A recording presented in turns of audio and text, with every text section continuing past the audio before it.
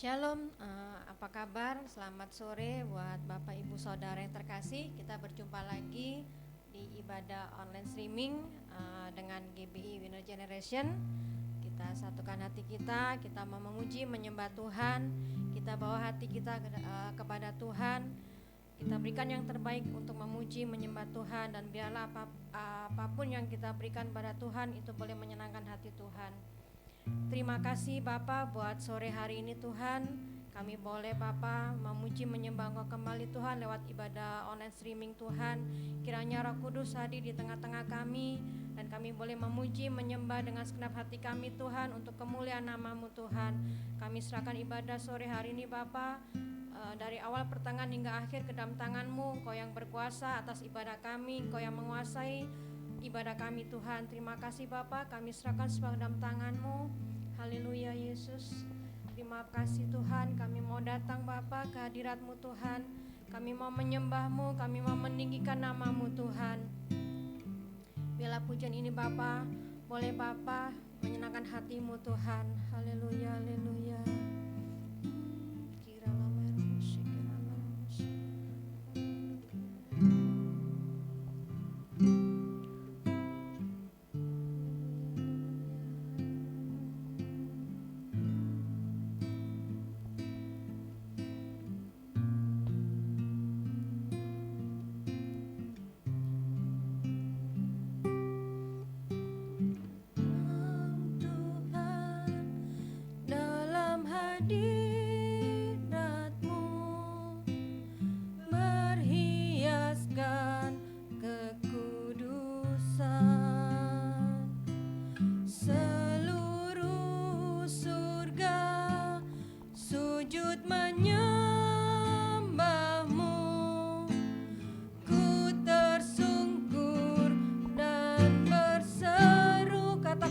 Ku datang padamu Tuhan.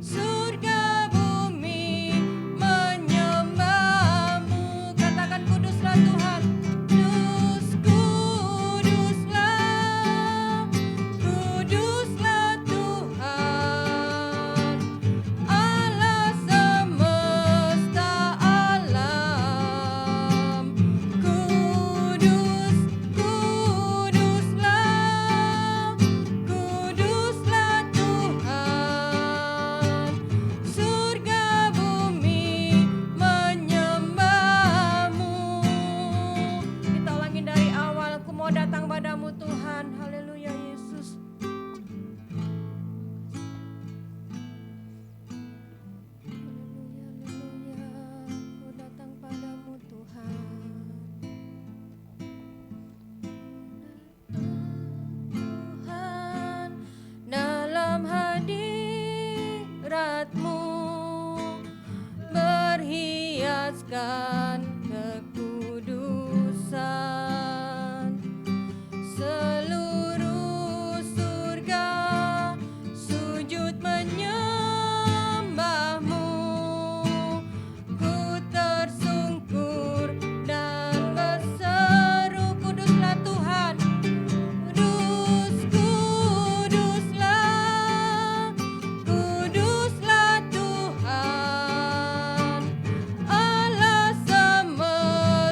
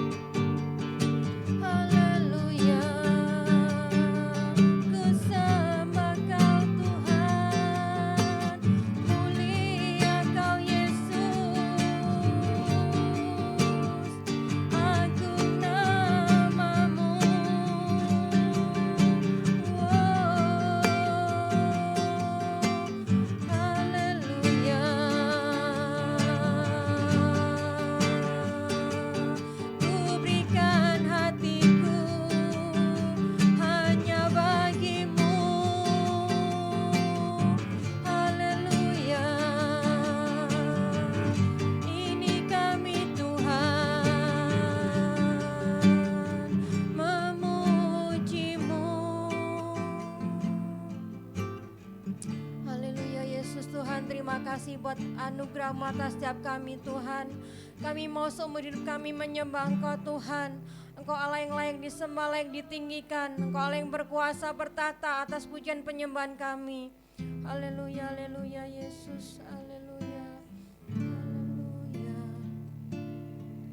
haleluya Tuhan.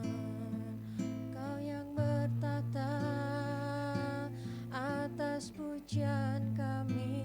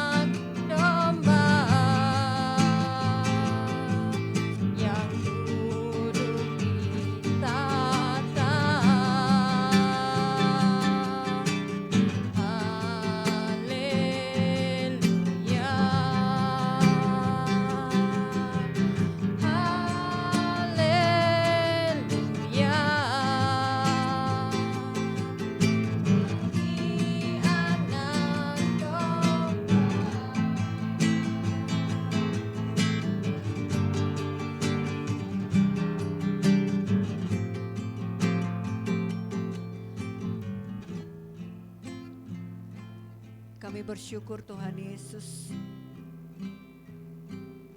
anugerah-Mu besar bagi hidup kami. Penyertaan-Mu sempurna atas kehidupan kami. Kasih setia-Mu tak pernah berkesudahan atas kehidupan kami pribadi lepas pribadi. Engkau yang ditinggikan Tuhan, Engkau yang disenangkan dalam ibadah kami hari ini. Kunjungi setiap kami pribadi lepas pribadi.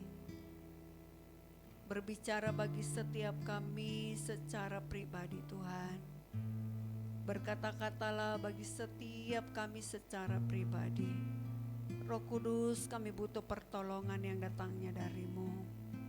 Untuk kami memahami apa yang akan Tuhan sampaikan bagi kehidupan kami.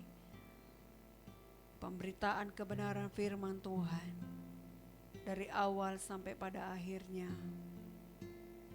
kami serahkan ke dalam tangan-Mu Tuhan. Kau ambil alih dalam nama Yesus. Kau ambil alih dalam nama Yesus, dalam nama Yesus. Kau yang menguasai setiap keberadaan hati dan hidup kami, pendengaran kami. Terpujilah Engkau Tuhan Yesus. Kami siap diberkati lewat kebenaran firman Tuhan.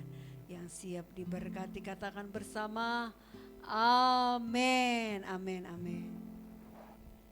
Puji nama Tuhan, shalom. Kita kembali beribadah, bertemu dalam suasana ibadah yang berbeda. Tapi kembali saya mempercayai Tuhan kita, Tuhan yang tidak pernah dibatasi oleh ruang dan waktu. Jadi saya percaya dimanapun Bapak Ibu jemaat yang dikasih oleh Tuhan berada, kita semua ada dalam hadirat Tuhan. Mari sama-sama kita buka Alkitab kita dari Yohanes 2 ayat 1 sampai dengan ayat yang ke-10. Yohanes 2 ayat 1 sampai dengan ayat yang ke-10. Saya akan bacakan untuk kita. Teksnya berjudul Perkawinan di Kana. Saya akan bacakan untuk kita 2-3 ya. Pada hari ketiga ada perkawinan di Kana yang di Galilea dan ibu Yesus ada di situ. Yesus dan murid-muridnya diundang juga ke perkawinan itu. Ketika mereka kekurangan anggur, ibu Yesus berkata kepadanya, mereka kehabisan anggur. Kata Yesus kepadanya, Mau apakah engkau daripadaku ibu, saatku belum tiba. Tetapi ibu Yesus berkata kepada pelayan-pelayan, apa yang dikatakan kepadamu buatlah itu. Di situ ada 6 tempayan yang disediakan untuk pembasuhan menurut adat orang Yahudi. Masing-masing isinya 2-3 buyung. Yesus berkata kepada pelayan-pelayan itu, isilah tempayan-tempayan itu penuh dengan air, dan mereka pun mengisinya sampai penuh. Lalu kata Yesus kepada mereka, sekarang cedoklah dan bawalah kepada pemimpin pesta. Lalu mereka pun membawanya. Setelah pemimpin pesta itu mengecap air yang telah menjadi anggur itu, dan ia tidak tahu dari mana datangnya, tetapi pelayan-pelayan yang mencedok air itu mengetahuinya, ia memanggil mempelai laki-laki dan berkata kepadanya, setiap orang menghidangkan anggur yang baik dahulu, dan sesudah orang puas minum barulah yang kurang baik. Akan tetapi engkau menyimpan anggur yang baik sampai sekarang. Puji nama Tuhan. Saya yakin dan percaya teks yang barusan kita baca ini sesuatu yang tidak asing buat kita semuanya. Ya, dari judul perikopnya saja kita sudah tahu persis seperti apa kejadiannya tentang perkawinan di Kana yang kehabisan anggur. Itu tentu yang kita tangkap, yang kita ketahui. Dan hal yang luar biasanya, Tuhan membuat perkara yang luar biasa, yaitu air menjadi anggur. Tapi perlu kita ketahui sesuai dengan tema yang saya sampaikan hari ini, yaitu tepat pada waktunya. Tentu dalam hal ini waktunya Tuhan. Ya, tepat pada waktunya Tuhan. Berbicara waktunya Tuhan, tidak ada seorang pun yang memahaminya. Tidak ada seorang pun yang mengerti persisnya kapan. Karena memang waktu itu miliknya Tuhan, bukan milik kita. Seperti lagu yang sudah sangat sering kita ketahui tentang suka-sukamu Tuhan. Ya suka-sukanya Tuhan, mau hari ini kah dijawabnya, mau bulan depan kah dijawabnya, mau tahun depan kah dijawabnya, atau berapa tahun kemudian kah dijawabnya, ya suka-sukanya Tuhan. Sekali lagi, tidak ada seorang pun yang bisa mendikte waktunya Tuhan. Tidak ada seorang pun yang bisa memaksa waktunya Tuhan. Bahkan dalam teks ini kita tahu persis ibunya pun tidak bisa memaksa kehendaknya. Karena apa? Jelas Yesus menjawab, ibu, waktuku belum tiba. Jadi siapakah kita yang seringkali hendak memaksakan waktunya kita? Sekarang kita sebagai anak-anak Tuhan harus belajar menyesuaikan waktunya Tuhan. Kalau Tuhan belum jawab artinya belum tiba. Kalau kita belum melihat, belum mengalami jawaban dari apa yang kita nanti-nantikan, kita mengerti mulai dari sekarang berarti belum waktunya Tuhan. Berarti kita ada di posisi belajar menunggu dengan sabar. Belajar menanti dengan kesabaran. Yang patut kita pahami bahwa waktu Tuhan, waktu yang sangat-sangat tepat. Kalau kita memaksakan waktu menurut kita, nanti kita bisa babak belur. Nanti bisa kita hancur-hancuran. Karena apa? Belum tiba saatnya. Belum tiba momennya. Tunggu saja tanggal mainnya. Kan itu tuh. Yang perlu harus kita pahami. Menanti waktunya Tuhan. Tepat pada waktunya. Kita tahu persis dari peristiwa ini menjadikan anggur itu menu utama. Jelas kita melihat, jelas kita membaca bahwa pelayan sudah mulai panik. Pemimpin pesta sudah mulai bingung. Panitia sudah mulai saling lihat-lihatan. Karena apa? Menu utama habis. Ya. Ini menjadi kegelisahan yang sangat serius. Tapi kita kembali di balik kegelisahan yang serius, di balik kecemasan yang sangat serius, di balik tekanan yang sangat serius, kita pahami dari kebenaran firman Tuhan yang barusan kita baca, kalau belum waktunya Tuhan, jangan pernah engkau paksakan. Karena dari teks yang barusan kita baca ayat per ayat, tiba waktunya Tuhan, segalanya menjadi luar biasa. Bagian kita perhatikan di ayat yang pertama, pada hari ketiga ada perkawinan di Kana yang di Galilea dan ibu Yesus ada di situ. Di ayat yang kedua, Yesus dan murid-muridnya diundang juga ke perkawinan itu. Ini menjadi landasan buat setiap kita yang akan membuat program kah, yang akan mengadakan agenda-agenda besar kah. Pertanyaannya, ada Yesus gak diundang di situ? Ada Yesus gak dihadirkan di situ?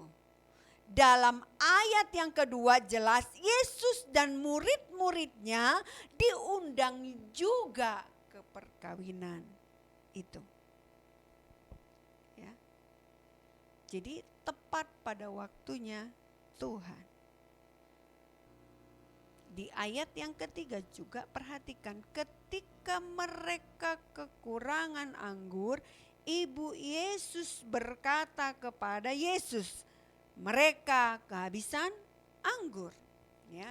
Dari ayat pertama sampai ayat yang ketiga, saya akan berikan poin yang pertama tentang tepat pada waktunya, yaitu mujizat terjadi saat ada masalah.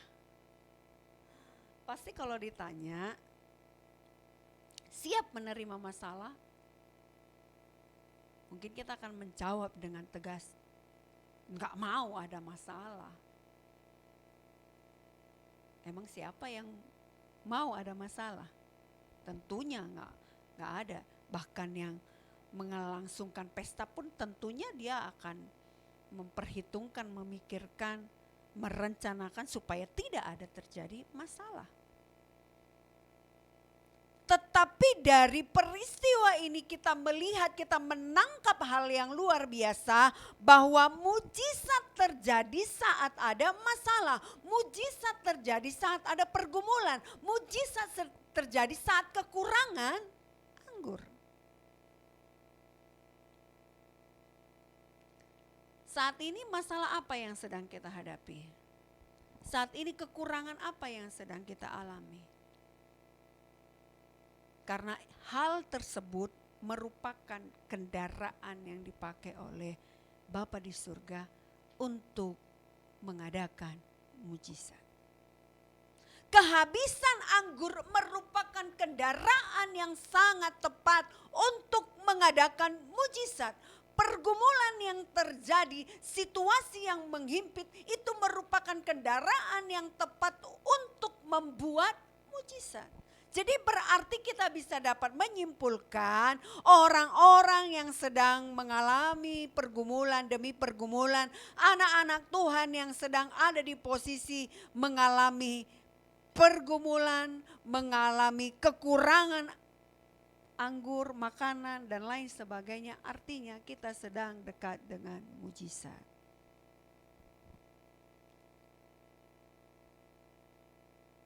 Tentu hal yang tidak bisa kita abaikan, tetap kita undang Yesus.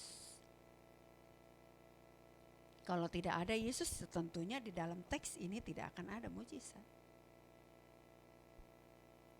Supaya mujizat terjadi di atas pergumulan kita, bagian kita adalah mengundang Yesus hadir di atasnya. Menghadirkan Yesus di atas setiap perencanaan kita. Menghadirkan Yesus di atas pergumulan kita. Melibatkan Tuhan. Ini hal yang serius yang harus kita mengerti. Hadirkan Yesus. Jadi kalau saat ini kita sedang ada dalam pergumulan demi pergumulan, himpitan demi himpitan, proses hidup demi proses hidup, kita dapat mengartikan bahwa mujizat sedang menghampiri kita. Karena lewat pergumulan itu, karena lewat hal-hal yang sedang terjadi, itu dipakai oleh Tuhan menjadi kendaraan untuk mengadakan mujizat.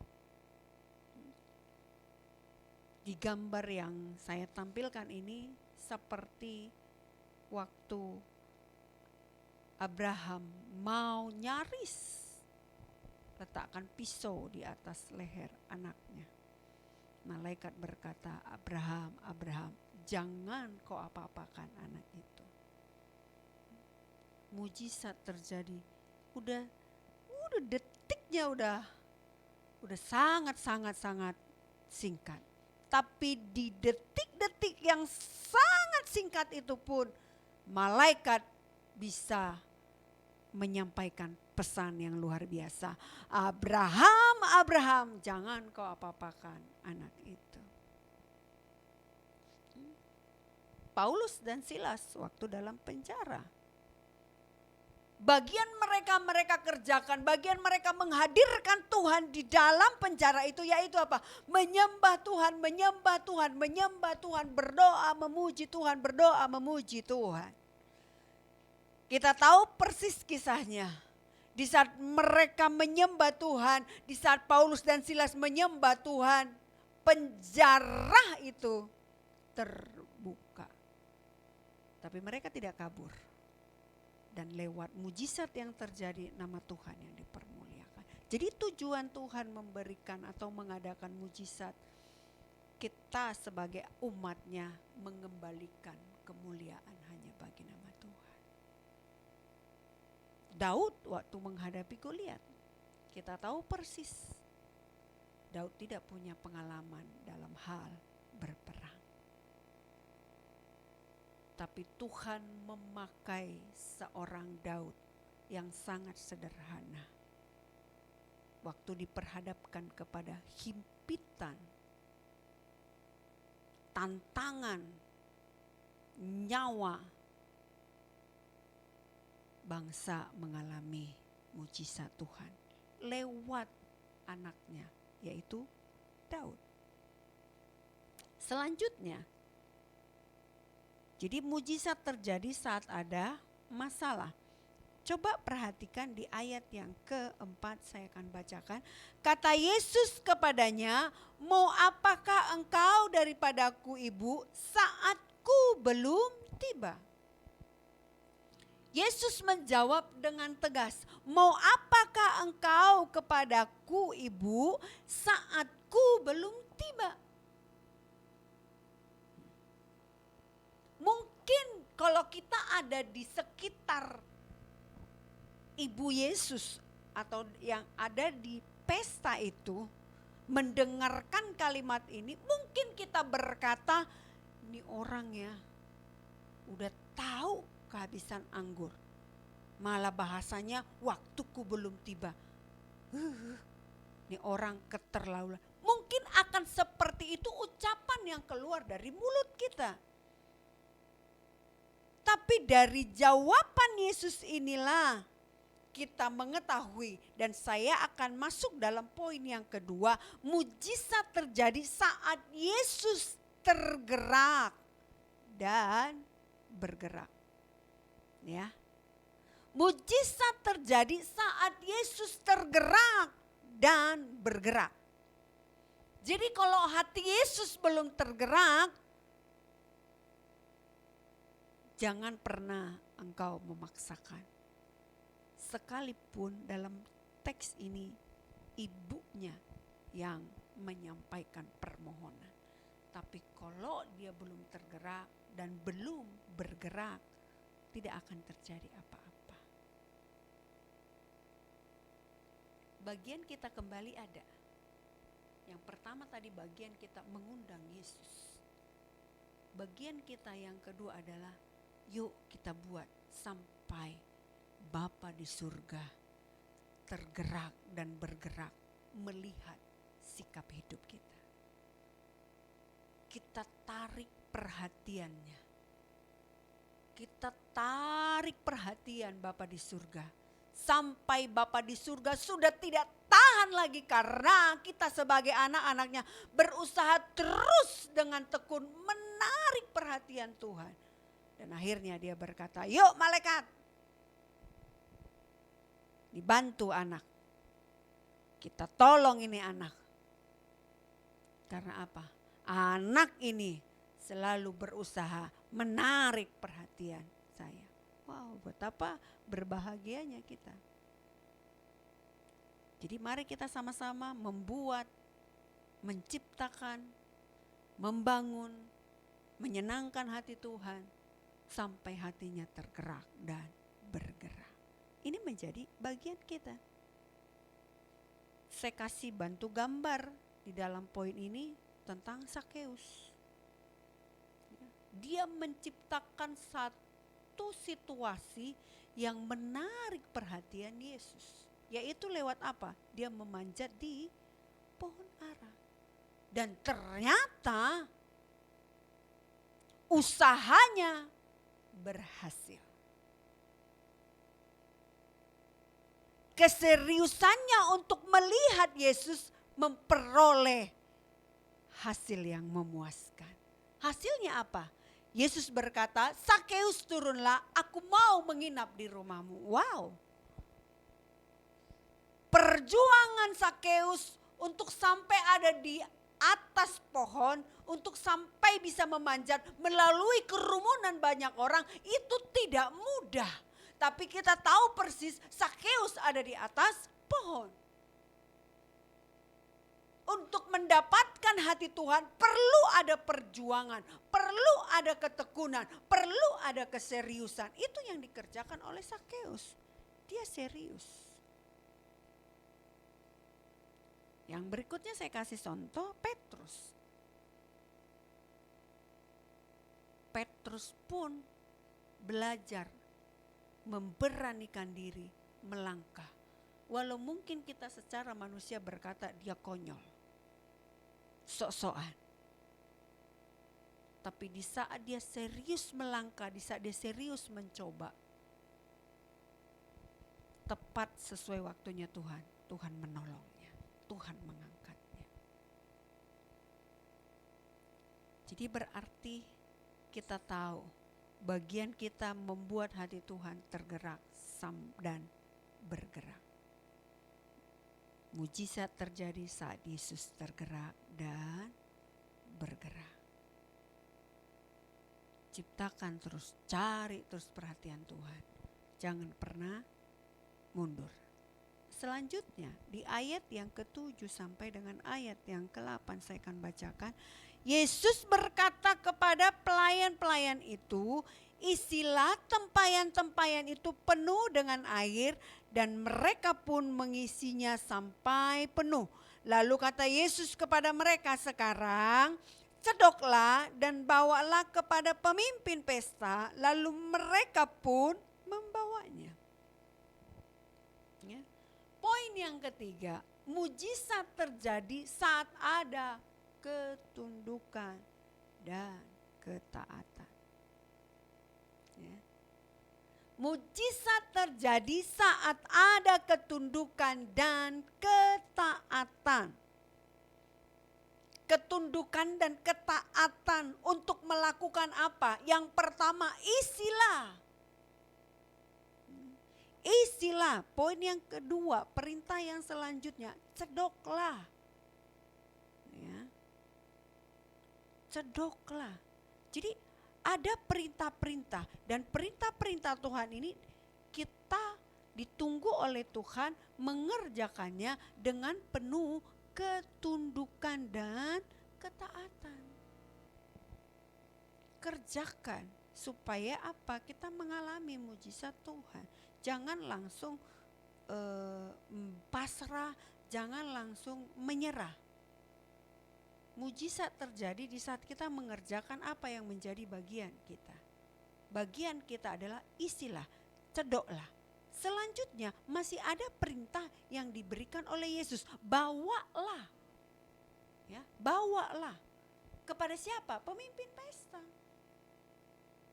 Bawalah.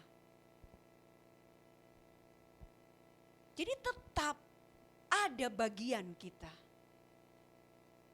supaya terjadi mujizat. Berkat tidak turun jatuh dari langit. Tetap ada bagian kita yang harus kita kerjakan, yaitu apa? Mengisi, mencedok, membawa. Itu bagian kita. Jadi mujizat akan terjadi saat ada ketundukan dan ketaatan. Mari tetap taat, ikuti arahan Tuhan. Kalau Tuhan bilang isi, yuk kita isi. Kalau Tuhan bilang cedok, ayo cedok. Kalau Tuhan perintahkan bawa, mari kita bawa.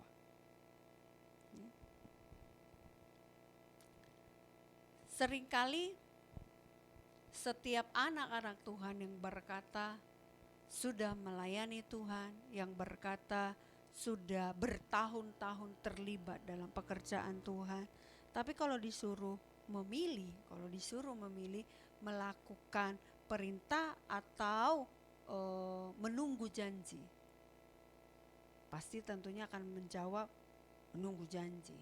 Misalnya janji-janji kebenaran firman Tuhan diklaim dengan hebatnya, diklaim dengan semangatnya, tapi melakukan perintah adalah lain kali aja. Menunggu janji Tuhan ajalah yang lebih semangat. Contoh firman Tuhan, marilah kepadaku semua yang letih, lesu dan berbeban berat. Ini kata apa? Perintah. Marilah kepadaku semua yang letih, lesu dan berbeban berat. Yang kata janjinya mana? Aku akan memberi kelegaan kepadamu. Kita lebih serius mengaminkan aku akan memberi kelegaan kepadamu, tapi mengabaikan yang namanya marilah kepadaku semua yang letih, lesu dan berbeban berat. Mungkin kita berargumen kepada Tuhan, Tuhan aku sudah setia, Tuhan aku sudah melayani, Tuhan aku sudah mempersembahkan ini dan itu. Kembali semuanya ke waktunya Tuhan, bukan waktu menurut kita. Ayat kebenaran firman Tuhan yang lain di Matius 6 ayat 33 yang berkata, tetapi carilah dahulu kerajaan Allah dan kebenarannya. Ini perintah kembali. Carilah dahulu kerajaan Allah dan kebenarannya. Tapi yang lebih bersemangat kita mengaminkan janjinya, maka semuanya itu akan ditambahkan kepadamu. Ya. Janji dan perintah tidak akan bisa kita pisahkan. Bagian kita, yuk kita tetap taat melakukan perintah apapun itu. Entah Tuhan suruh, marilah datang kepadaku, carilah dahulu kehendakku. Yuk itu kita utamakan. Hal yang lainnya akan mengikuti, maka semuanya akan ditambahkan kepadamu. Ini merupakan sesuatu hal yang harus serius kita perhatikan. Ayat firman Tuhan di hal yang lainnya juga ada. Di Kolose, Keluaran 20 ayat 12. Hormatilah ayahmu dan ibumu supaya lanjut umurmu di tanah yang diberikan Tuhan Allahmu kepadamu. Ini merupakan hal yang serius. Hormatilah. Yang lebih kita aminkan yang mana? Supaya lanjut umurmu. Ini langsung kita berkata, yes, amin. Ya. Janji dan perintah tidak bisa dipisahkan. Bersama-sama harus dilakukan. Poin yang terakhir. Di ayat yang ke-9, masih di Yohanes 2, ayat yang 9 dan 10. Saya akan bacakan. Setelah pemimpin pesta itu mengecap air yang telah menjadi anggur itu, dan ia tidak tahu dari mana datangnya, tetapi pelayan-pelayan yang mencedok air itu mengetahuinya. Ia memanggil mempelai laki-laki dan berkata kepadanya, setiap orang menghidangkan anggur yang baik dahulu, dan sesudah orang puas minum, barulah yang kurang baik. Akan tetapi engkau menyimpan anggur yang baik sampai sekarang. Poin yang keempat, mujizat terjadi dan membawa dampak. Ya, mujizat terjadi dan membawa dampak yang luar biasa. Saya yakin dan percaya, Bapak, Ibu, saudara-saudara pernah ada di posisi mengalami mujizat demi mujizat Tuhan. Kalau datangnya dari Tuhan, pasti untuk kemuliaan nama Tuhan, pasti akan membawa dampak. Pasti orang-orang yang menyaksikan akan berkata, betul dia anak Tuhan. Betul dia pelayan Tuhan. Karena apa? Hal yang terjadi atas hidupnya membawa dampak.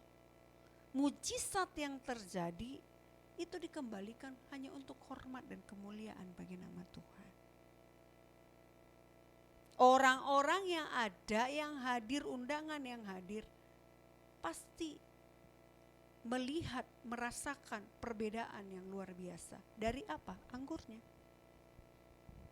Jadi membawa dampak. Jadi ada perbedaan anggur yang pertama yang disediakan sama yang dibuat sama Yesus. Ada perbedaan yang luar biasa. Pertolongan yang datangnya dari manusia sama pertolongan yang datangnya dari Tuhan pasti akan ada perbedaannya. Persoalannya saat ini, masihkah kita dengan setia menantikan Tuhan? Masihkah kita dengan setia menantikan waktunya Tuhan? Atau kita berusaha memakai logika kita manusia, memaksakan logika kita, memaksakan kehendak kita? Mungkin terjadi jawaban, mungkin kita mendapatkan solusi.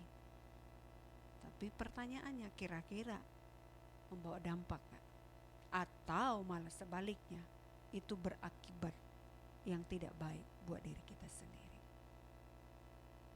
Selamat menantikan waktunya Tuhan. Biar setiap kita mengalami mujizat demi mujizat yang datangnya dari Tuhan. Amin buat kebenaran firman Tuhan. Kita tundukkan kepala, kita berdoa.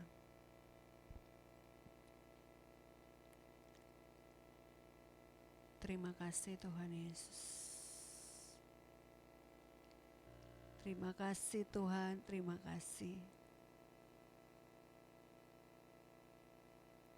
Engkau mengerti apa yang saat ini sedang kami rindukan. Kami yang membutuhkan pertolongan yang datangnya dari Tuhan. Buat setiap kami menanti dengan benar. Buat setiap kami taat dan tunduk. Buat setiap kami mengundang Engkau Yesus. Tolong setiap kami Bapa. Tolong setiap kami. Kami belajar memposisikan diri seperti Ibu Yesus. Walau dia punya otoritas sebagai ibu, tapi dia tetap belajar menantikan waktunya Tuhan. Buat setiap kami punya sikap seperti pelayan, tunduk melakukan, mengisi, mencedok, membawanya. Artinya kami mengerjakan bagian kami, maka kami akan melihat bagian Tuhan menyempurnakannya. Terima kasih Tuhan. Terima kasih Tuhan Yesus. Ampuni kami kalau seringkali kami gegabah dalam menantikan waktu Tuhan.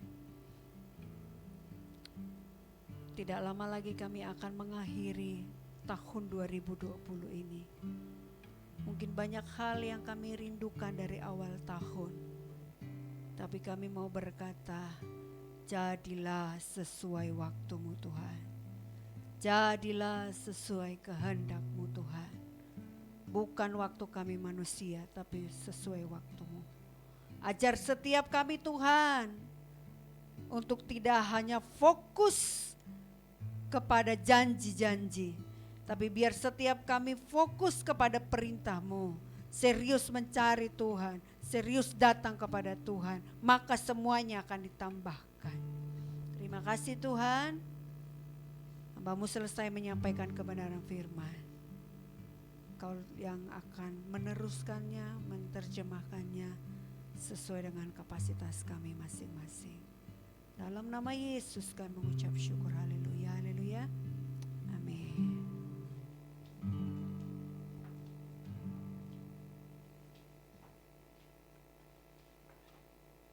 Pujilah nama Tuhan. Terima kasih untuk kebenaran firman Tuhan.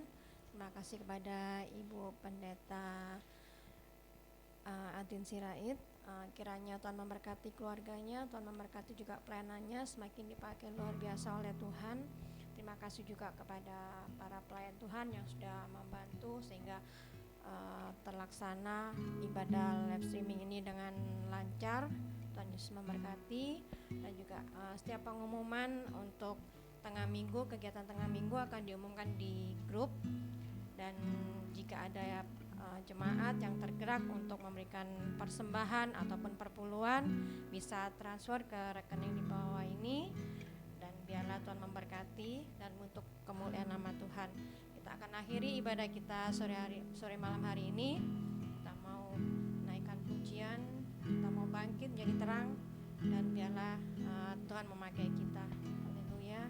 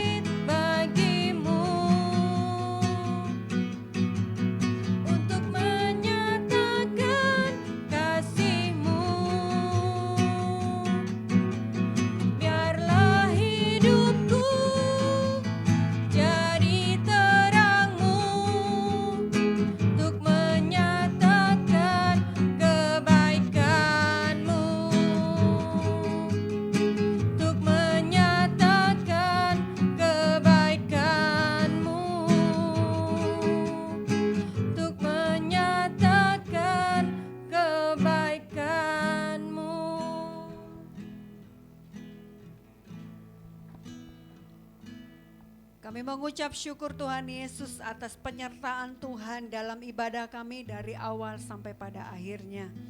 Kami mengucap syukur dan kami sehati sepakat mengembalikan semuanya untuk hormat dan kemuliaan bagi nama-Mu Tuhan Yesus.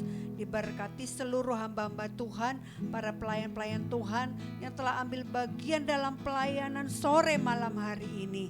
Terpujilah Engkau Tuhan Yesus. Mari jemaat yang dikasihi Tuhan, arahkan hatimu dan terimalah berkat yang datangnya dari Bapa di surga.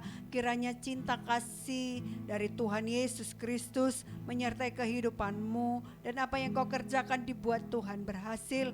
Keluargamu, apa yang kau buat diberkati oleh Tuhan. Keluar masukmu diberkati oleh Tuhan. Kiranya anugerahnya melimpah bagi kehidupanmu mulai malam hari ini sampai Tuhan Yesus datang kali yang kedua. Yang percaya berkata amin. Ibadah kita telah selesai.